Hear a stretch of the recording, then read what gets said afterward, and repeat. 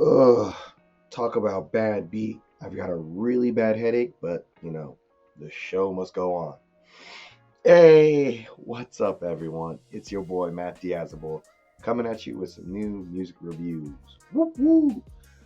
Today I'm checking out a band that I've checked out last year with their LP called LP 2024.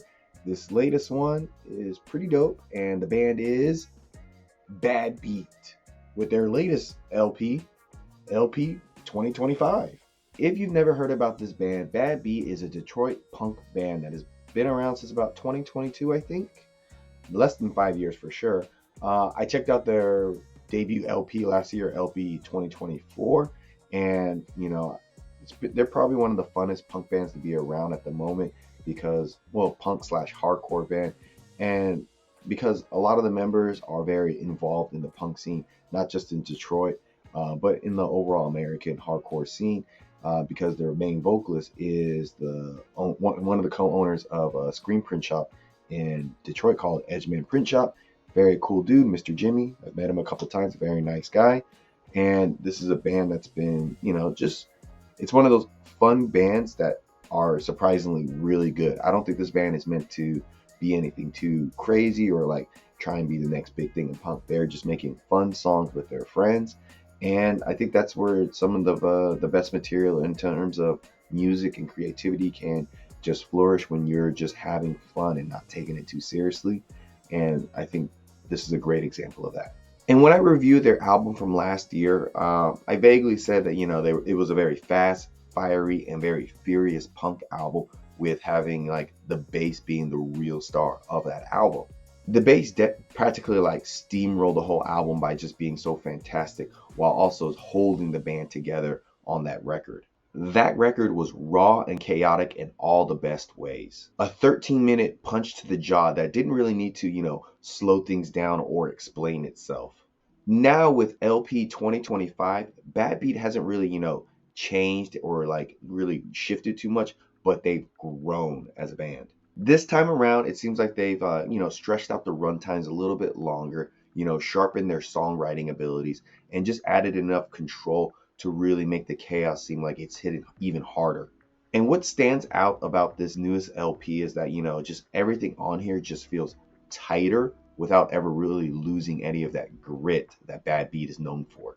The riffs, they swing back and forth between fast and groovy. The drums are very locked in and very unrelenting. And then you have the vocals here, they sound very raw and pissed as ever. But now I think there's even more controlled pacing with this record. Tracks like Lost and Bad Beat Stomp 2 show the band are really trying to slow things down a little bit and let things breathe a little bit and let that bass tone really take control and just show how strong it is and just how, a little bit of a different approach they're going here. So I'll play a clip of Bad Beat Stomp 2 so you get a sense of just like how they're like switching their style up just a bit. Roll the dice, wait up like ice. Think you're hard, show your cards. Press your luck, your face is full. Bad beats fucking real. Bad beats fucking real. Great song. When they go fast on this record, they go fast. Songs like My Revenge, Regular Brain, and Empty Brain really just absolutely rip. But they got some really good groove here that plays a big role with these songs, and they do a good complementing with the speed they're doing here. A good balance of speed and groove. For their 2024 LP, I really praised the immediacy of that record. It was fast, fast, fast, punk, punk, punk. But here they're doing things a little bit different, and there's a bit more feeling of patience here, and it works really nicely overall. I think overall there's better like build-ups on this record. There's smarter breakdowns and just more real effort put into like keeping things well balanced in a good way and keep the listener very engaged. Like on the song Wasted Time, I feel like it's a very like Judge inspired hardcore style song here, but wrapped up in some really nice modern production here. And I think they do a really good job of integrating their two-step part into this song, because when it hits, it really, really hits, and it's just very, very well done. So I want to play a clip of Wasted Time so you get a sense of just how they're like, paying homage to the older bands that they love while, making it a little bit modern and just groovy.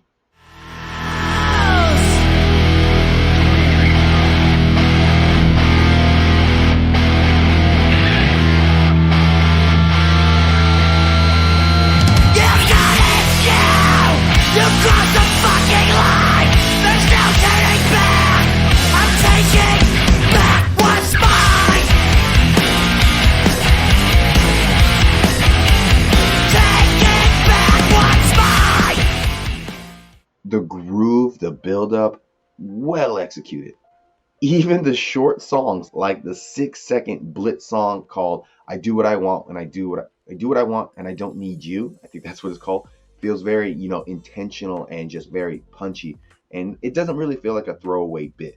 The bass is still the backbone of this band, and it's just even doing more like amazing things this time around with this record. Tracks like Wearing Thin and Bad Beat Beatdown, which features, the vocalist from Never Ending Game to really create a really cool Detroit crossover song, show just how heavy the band can get.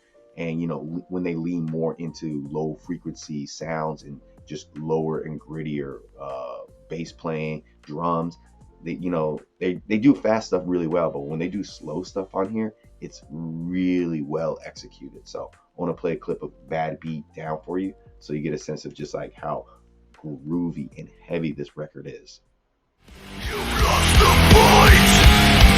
This is the end. You'll pay the price. Got to forgot to make it right. See that light you've lost in life. Great crossover for Detroit.